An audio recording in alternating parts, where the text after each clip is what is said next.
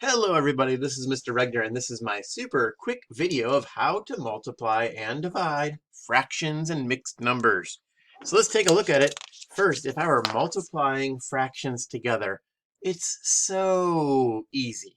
I'm just going to multiply numerator times numerator and denominator times denominator. It's almost like I think of this like it's two multiplication problems. 1 times 3, 8 times 4. So let's do it. 1 times 3 is 3. And 8 times 4 is 32. Now in this case, I always want to look and see, can I simplify it down? Since 3 and 32 don't have any common factors, I'm done. My answer is 3 over 32, or 3/32. Next up, what about division? Ooh, well, division, I always want to keep in mind three little words. Keep, change, flip. As my friend Noah likes to say, it's fraction licking good. Because it is. We're going to keep our first fraction, 1/8. I'm going to change the sign. Look at that. I almost wrote a division sign. How silly of me. We're going to change our sign to multiplication, and then I'm going to flip or use the reciprocal of my second fraction. Now look, I'm looking at a regular old multiplication problem. So at this point, I'm going to rewrite this over here just for my own clarity and for your clarity as well. At this point, I've got a multiplication problem. I can multiply numerator times numerator, denominator times denominator, and go on with my day. But we could also try out cross simplification. Now look, 1 and 3 don't have any common factors, but 4 and 8 do. In fact, 4 goes into 4 one time, and 4 goes into 8 two times. Now I have 1 times 1, which is 1, and 2 times 3, which is 6. Now I know that's simplified, for one, because I can't simplify it anymore, but also, if you look at this, I've already done my simplification here. So 1/6 is my answer. Hey, remember how sometimes we can have mixed numbers like 3 and 5/7? It's very important to know how to change a mixed number into an improper fraction, right? Because this mixed number is really just a fraction in disguise. It's kind of like Transformers, right? Fractions in disguise. We're going to transform them by just taking and working around the clock. We're going to take our denominator and multiply it times the whole number. In this case, 7 times 3. That's going to give me 21. Then I'm going to add the numerator. So 21 plus 5 is 26. That's going to be my new numerator.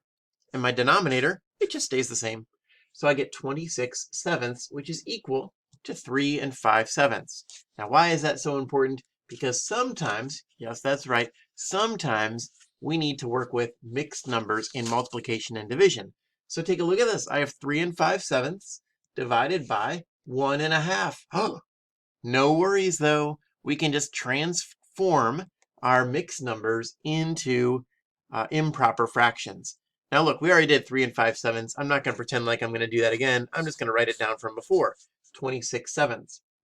1.5, though, I'll go ahead and do that again.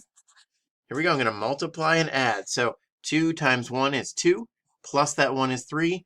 That means I get 3 over 2, or 3/2. Well, now I'm feeling more comfortable. This is a division problem that I hopefully can solve with my good friends, keeping, changing, flipping, KCF. I'm going to keep 26/7. I'm going to change my sign to multiplication, and I'm going to flip 3/2 to 2/3. All right, now, if I just look at this, again, I'll rewrite it because I'm trying to write big and I'm taking up the whole page.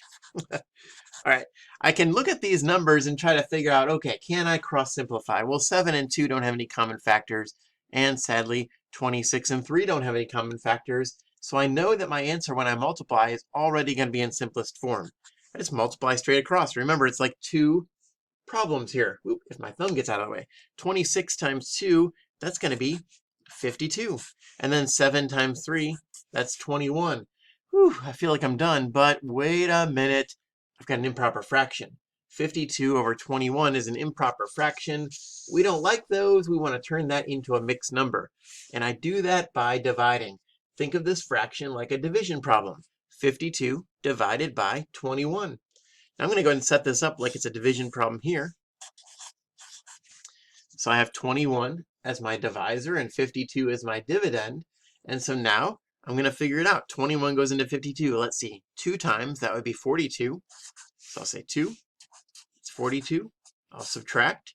I end up with 0 here and 1 here. That means I have a remainder of 10.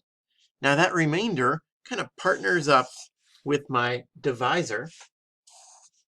Partner up with the 10, and it goes right back up here as my fraction, 10 over 21. So my answer there as a mixed number is 2 and 10/21, or 10 over 21. Again, super quick review. Hopefully that helps you out. Hope you have a great day.